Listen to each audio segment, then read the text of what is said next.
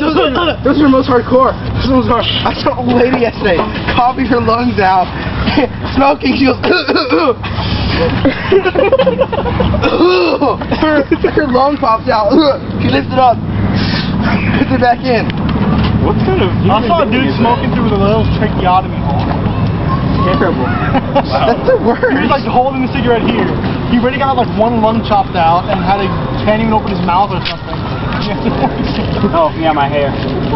You're gonna grow it out, and we're gonna straighten it. You know what happened? I took a shower this morning, and I washed, and I got the shower. It was all curly. It was terrible. Curly? You know, it hurt when I picked it out. Your hair was curly like an African person's? That is beyond curly like it's spongy. a racial person.